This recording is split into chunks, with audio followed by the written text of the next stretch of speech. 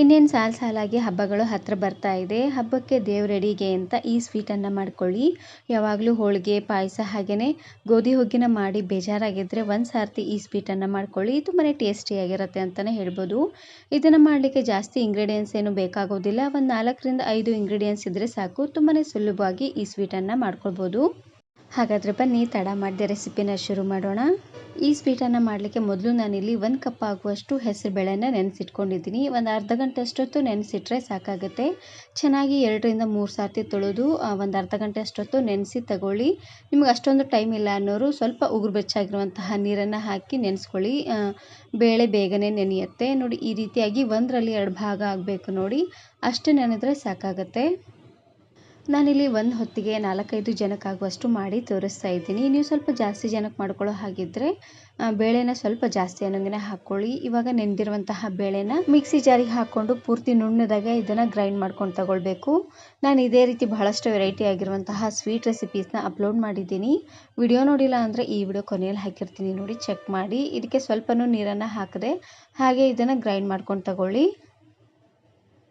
ಇವಾಗ ನಾನಿಲ್ಲಿ ಇನ್ನೊಂದು ಅಗಲವಾಗಿರುವಂತಹ ಪಾತ್ರೆಗೆ 1 ಕಪ್ ಆಗುವಷ್ಟು ಸಕ್ಕರೆನ ಹಾಕ್ಕೊಳ್ತಾ ಇದ್ದೀನಿ. ನಾವು ಯಾವ ಕಪ್ಪಲ್ಲಿ ಸಕ್ಕರೆನ ಹಾಕ್ಕೊಂಡಿರ್ತೀವ ನೋಡಿ, ಅದೇ ಕಪ್ಪಲ್ಲಿ 1 ಕಪ್ ಆಗುವಷ್ಟು ನೀರನ್ನು ಹಾಕ್ಕೊಂಡು ಉರಿನ ಪೂರ್ತಿಯಾಗಿ ಲೋ ಫ್ಲೇಮ್ನಲ್ಲೇ ಇಟ್ಟು ಸಕ್ಕರೆ ಎಲ್ಲ ಸ್ವಲ್ಪ ಕರಗೋವರೆಗೂ ಉರಿನ ಪೂರ್ತಿಯಾಗಿ ಲೋ ಫ್ಲೇಮ್ನಲ್ಲೇ ಇಟ್ಟು ಸಕ್ಕರೆನ ಕರಗಿಸ್ಕೊಂಡು ತಗೊಳ್ಬೇಕು. ಇದು ಪಾಕ ಬರೋದೇನೂ ಬೇಡ, ಸ್ವಲ್ಪ ಸಕ್ಕರೆ ಕರಗಿದ್ರೆ ಸಾಕಾಗುತ್ತೆ. ಸ್ವಲ್ಪ ಲೋ ಫ್ಲೇಮ್ನಲ್ಲೇ ಇಟ್ಟು ಸಕ್ಕರೆ ಕರಗಿಸ್ಕೊಳ್ತಾನೆ ಇದನ್ನು ಈ ರೀತಿಯಾಗಿ ಮಿಕ್ಸ್ ಮಾಡ್ಕೊಳ್ತಾನೆ ಬಂದರೆ ಸಾಕಾಗುತ್ತೆ. ಸಕ್ಕರೆ ಎಲ್ಲ ಪೂರ್ತಿಯಾಗಿ ಕರಗಿದ ಮೇಲೆ ಗ್ಯಾಸನ್ನು ಆಫ್ ಮಾಡ್ಕೊಳ್ಳಿ. ಇವಾಗ ನಾನಿಲ್ಲಿ ಇನ್ನೊಂದು ಅಗಲವಾಗಿರುವಂತಹ ಕಡಾಯಿಗೆ ಅರ್ಧ ಕಪ್ ಆಗುವಷ್ಟು ತುಪ್ಪನ ಹಾಕ್ಕೊಳ್ತಾ ಇದ್ದೀನಿ. ತುಪ್ಪನ ಹಾಕ್ಕೊಂಡು ಇದಕ್ಕೆ ನಾನಿಲ್ಲಿ ಕಟ್ ಮಾಡಿರುವಂತಹ ಬಾದಾಮಿನ ಫ್ರೈ ಮಾಡ್ಕೊಳ್ತಾ ಇದ್ದೀನಿ. ಉರಿನ ಪೂರ್ತಿಯಾಗಿ ಲೋ ಫ್ಲೇಮ್ನಲ್ಲೇ ಇಟ್ಟು ಸ್ವಲ್ಪ ಗೋಲ್ಡನ್ ಬ್ರೌನ್ ಬರೋವರೆಗೂ ಫ್ರೈ ಮಾಡಿಕೊಂಡ್ರೆ ಸಾಕಾಗುತ್ತೆ. ಇದ್ರ ಜೊತೆಗೆ ನಿಮ್ಗೆ ಇಷ್ಟವಾಗಿರುವಂತಹ ಯಾವುದಾದ್ರೂ ಡ್ರೈ ಫ್ರೂಟ್ಸನ್ನು ಸಹ ಫ್ರೈ ಮಾಡ್ಕೊಳ್ಬೋದು.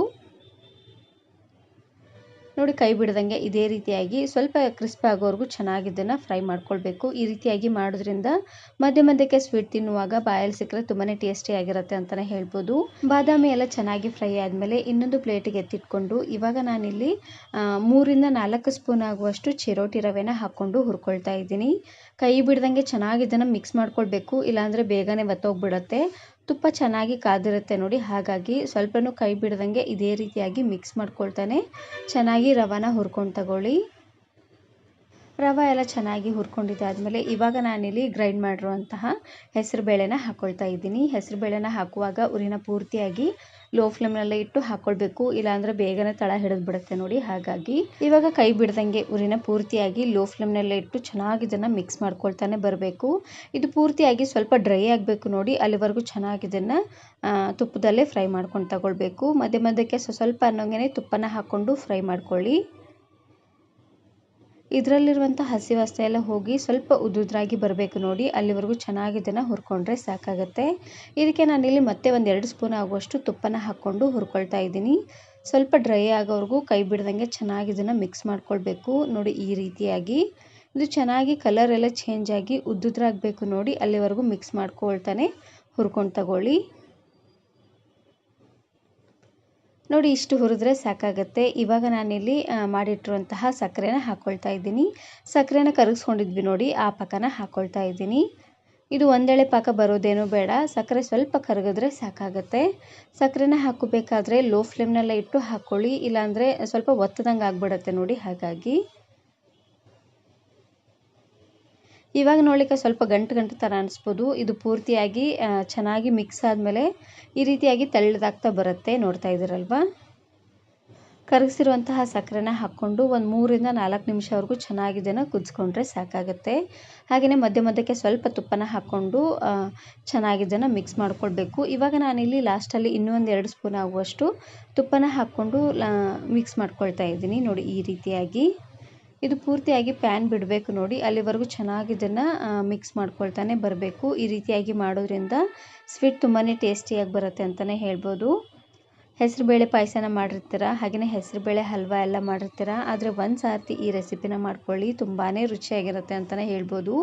ಬಾಯಲ್ಲಿಟ್ಟರೆ ಕರಗೋಗುತ್ತೆ, ಅಷ್ಟು ಸಾಫ್ಟಾಗಿರುತ್ತೆ. ಲಾಸ್ಟಲ್ಲಿ ಇದಕ್ಕೆ ನಾನಿಲ್ಲಿ ಫ್ರೈ ಮಾಡಿರುವಂತಹ ಗೋಡಂಬಿ ಹಾಗೆಯೇ ಸ್ವಲ್ಪ ಏಲಕ್ಕಿ ಪುಡಿನ ಹಾಕ್ಕೊಂಡು ಮಿಕ್ಸ್ ಮಾಡ್ಕೊಳ್ತಾ ಇದ್ದೀನಿ. ಇವೆರಡನ್ನು ಹಾಕ್ಕೊಂಡು ಚೆನ್ನಾಗಿ ಇದನ್ನು ಮಿಕ್ಸ್ ಮಾಡಿಕೊಂಡು ಗ್ಯಾಸನ್ನು ಆಫ್ ಮಾಡಿದ್ರೆ ಆಯಿತು. ತುಂಬಾ ರುಚಿಯಾಗಿರುವಂತಹ ಹೆಸರುಬೇಳೆ ಸ್ವೀಟ್ ರೆಡಿಯಾಗಿ ಹೋಗ್ಬಿಡುತ್ತೆ. ಇನ್ನೇನು ಸಾಲಾಗಿ ಹಬ್ಬಗಳೆಲ್ಲ ಹತ್ತಿರ ಬರ್ತಾ ಇದೆ. ಯಾವಾಗಲೂ ಒಂದೇ ರೀತಿಯಾಗಿರುವಂತಹ ಸ್ವೀಟ್ ಮಾಡೋದಕ್ಕಿಂತ ಈ ಸ್ವೀಟನ್ನು ಒಂದು ಸಾರ್ತಿ ಮಾಡ್ಕೊಳ್ಳಿ, ಟೇಸ್ಟ್ ಚೆನ್ನಾಗಿರುತ್ತೆ. ಈ ವಿಡಿಯೋ ಇಷ್ಟ ಆದರೆ ಈಗಲೇ ಒಂದು ಲೈಕ್ ಬಟನನ್ನು ಕ್ಲಿಕ್ ಮಾಡಿ, ಫ್ರೆಂಡ್ಸ್ ಆ್ಯಂಡ್ ಫ್ಯಾಮಿಲಿ ಜೊತೆಗೆ ಶೇರ್ ಮಾಡಿ. ಹಾಗೆಯೇ ಮತ್ತಷ್ಟು ಹೊಸ ರೆಸಿಪಿಗಾಗಿ ವರ್ಣಿಕಾ ಅಡುಗೆ ಮನೆ ಯೂಟ್ಯೂಬ್ ಚಾನಲನ್ನು ಸಬ್ಸ್ಕ್ರೈಬ್ ಮಾಡಿಕೊಳ್ಳಿ. Thanks for watching.